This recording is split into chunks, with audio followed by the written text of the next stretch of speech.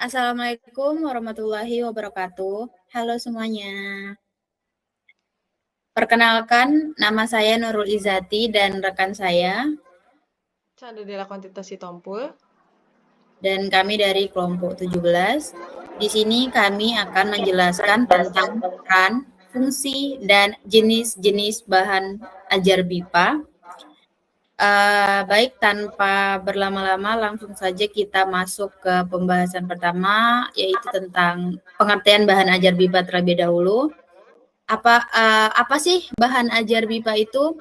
Bahan ajar BIPA merupakan materi pembelajaran yang digunakan untuk mengajarkan bahasa Indonesia kepada penutur asing atau kepada orang asing.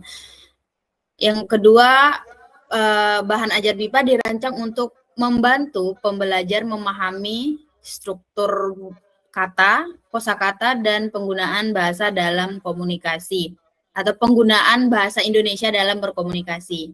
Yang terakhir, bahan ajar juga memuat unsur budaya Indonesia agar pembelajaran lebih konseptual atau bermakna. Selanjutnya itu peran bahan ajar BIPA.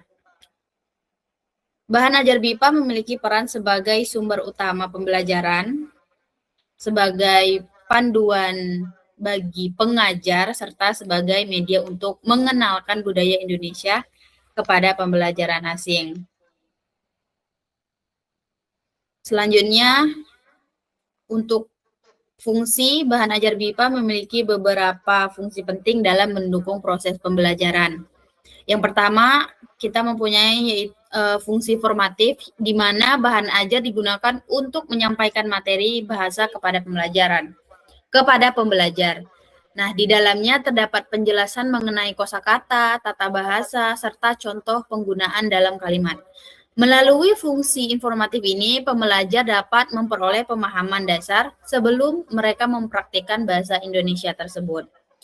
Yang kedua, itu fungsi instruksional, yang artinya bahan ajar tidak hanya memberikan informasi, tetapi juga mengarahkan pembelajar melalui latihan-latihan yang terstruktur, seperti berdialog, mengerjakan soal, atau praktik berbicara secara langsung.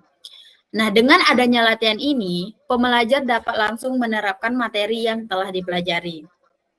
Yang ketiga, yaitu fungsi motivasional, di mana bahan ajar berperan dalam meningkatkan minat belajar pembelajar.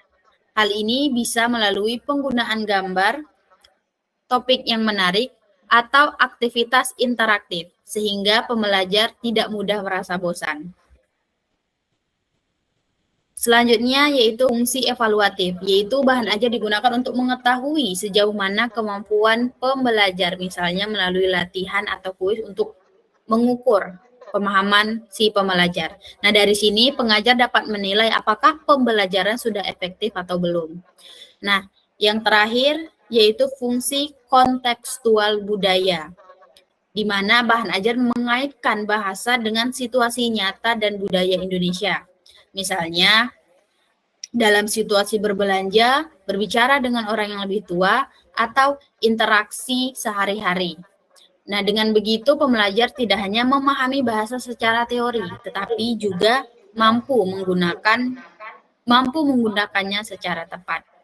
Dan penelitian terbaru menunjukkan bahwa bahan ajar yang mengintegrasikan budaya lokal dapat meningkatkan pemahaman serta keterampilan komunikasi pembelajar asing.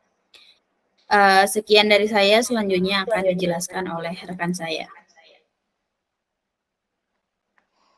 Baik, kita masuk ke jenis bahan ajar berdasarkan bentuk. Jadi bahan ajar BIPA dapat dibedakan berdasarkan bentuknya. Yang pertama adalah bahan ajar cetak, seperti buku teks, modul, dan lembar kerja siswa. Yang kedua adalah bahan ajar audio, seperti rekaman percakapan atau podcast yang digunakan untuk melatih keterampilan menyimak.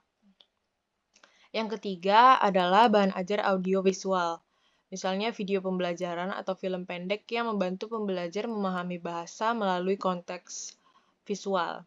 Selain itu, terdapat juga bahan ajar digital atau interaktif seperti e-learning, aplikasi pembelajaran, Padlet, atau LMS.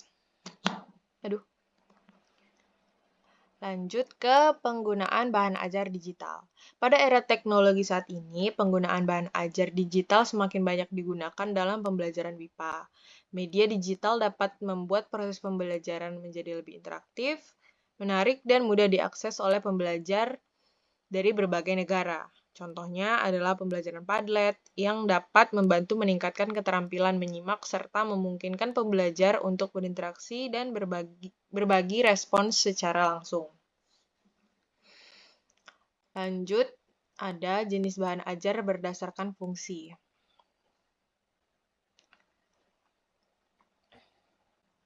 Berdasarkan fungsinya, bahan ajar BIPA dapat dibagi menjadi 3 jenis. Yaitu yang pertama adalah bahan ajar utama, yaitu materi yang digunakan sebagai sumber utama dalam pembelajaran. Yang kedua, bahan ajar penunjang, yang digunakan untuk melengkapi atau memperkaya materi utama. Jadi sebagai pendukung dari materi yang utama. Yang ketiga adalah bahan ajar autentik, yaitu materi yang diambil dari kehidupan nyata seperti koran, menu makanan, atau percakapan sehari-hari. Selanjutnya, ada jenis bahan ajar berdasarkan level. Bahan ajar BIPA juga disesuaikan dengan tingkat kemampuan pembelajar. Pada level dasar seperti A1 dan A2, pembelajaran biasanya fokus pada kosakata dasar dan percakapan sederhana. Lalu pada level menengah B1 sampai B2, pembelajar mulai menggunakan bahasa dalam konteks sosial yang lebih luas. Sedangkan level lanjut atau C1 dan C2, pembelajar diharapkan mampu menggunakan bahasa Indonesia secara lebih kompleks, baik dalam konteks akademik maupun profesional.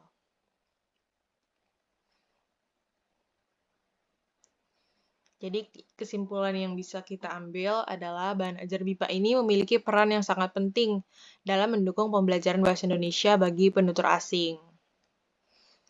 Bahan ajar tidak hanya menyampaikan materi bahasa, tetapi juga membantu mengenalkan budaya Indonesia serta memfasilitasi interaksi antara pengajar dan pembelajar melalui berbagai jenis bahan ajar yang disesuaikan dengan bentuk, fungsi, dan tingkat kemampuan pembelajar. Proses pembelajaran BIPA dapat berlangsung lebih efektif, menarik, dan kontekstual. Baik, sekian penjelasan dari kami. Semoga apa yang kami sampaikan bermanfaat dan bisa diterima. Dan sampai jumpa di video berikutnya.